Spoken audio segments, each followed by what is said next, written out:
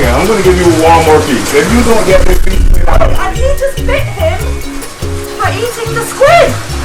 Here I am with Jason Carmichael, who was going to be my special guest in one of my shows that I do in Barbados. Special. Until we got the COVID pandemic here again, and we're in lockdown again. Pause. It's not lockdown. It's pause. It's pause. We are socially distant. Exactly. And just want to ask you how your pause is going. Well, well, you're kind of far away, so I can't hear you. What? You can WhatsApp me. Okay. You can WhatsApp me some questions. Okay.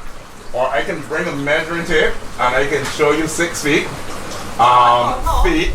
Or a mop. Like 4 mops. A mop stick. You're looking at them. It's 1 mop. That is 1 mop? I think 1 mop is like 3 feet.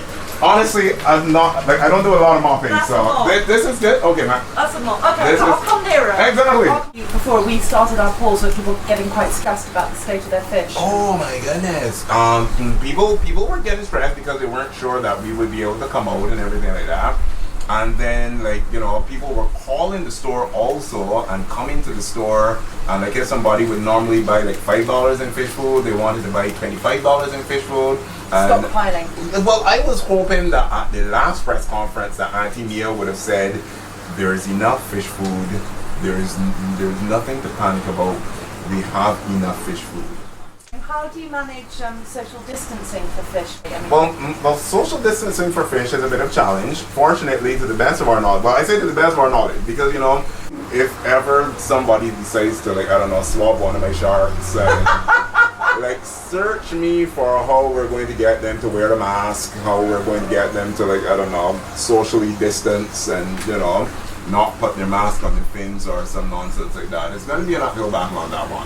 Watch the bubbles. If you're seeing shallow bubbles, then that's a sign of COVID. If they're, you know what I mean? Yeah. That's it. But you see, they're socially distant because right now they're nose to tail. They're not nose to nose, so they'll be good. They're socially distant.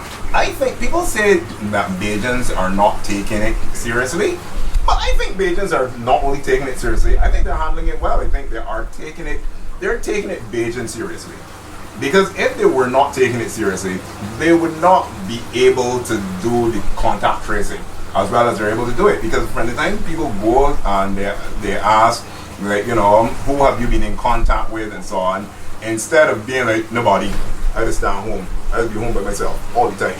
No, they tell you, I was by Mary, and then I went across by Ethel, and then after Ethel, we had to pass by John, and when it's by John, it's a line. I think I told you the other week when I went to Massey's and I passed this Bayesian guy on as I was coming in. He must have been at least 85, and I was wearing a sundress, and to be honest with you, I didn't have a bra on, so it was a bit loose. Yeah, it was a bit loose and free, and he said to me.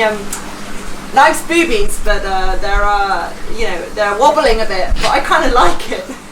No, because you still have to see what that's good. Bobbies. You got it. Nice bobbies. Nice bobbies. You just said it with a bit of accent there. See? Nice bobbies. See for the time. See, you got it. And we do things differently in Barbados. So we see sexual harassment differently. We see everything out there, and I think we treat most things with a bit of humor.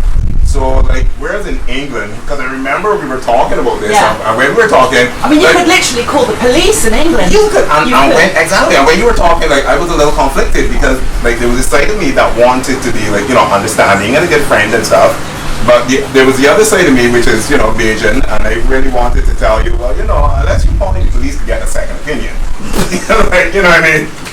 I wouldn't have seen because they would have probably been they're nice, but I don't think walk a little bit, let me see if they walk a little bit, walk to there, alright, no, turn around, come back, wobbly, but it's working, don't worry about it, that's it.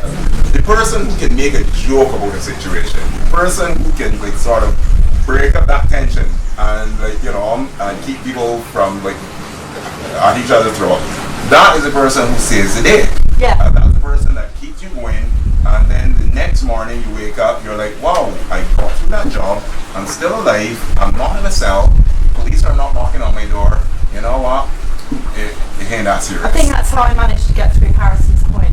Yeah, exactly. I saw you with your ukulele. I was just sending positive energy through you. That was sent on a private chat and it got leaked. I never. Really? Yeah, I never. There's no such thing as a private chat. There's no such thing as a private chat, especially if your chat has in more than 5 people. Maybe more than one person. Well, yeah, maybe more than one person. But humor comes from a dark place. Yeah. I think Kevin Hart is who said that. Humor comes from a dark place. Clever. Clever guy. You can't be dumb and a comedian.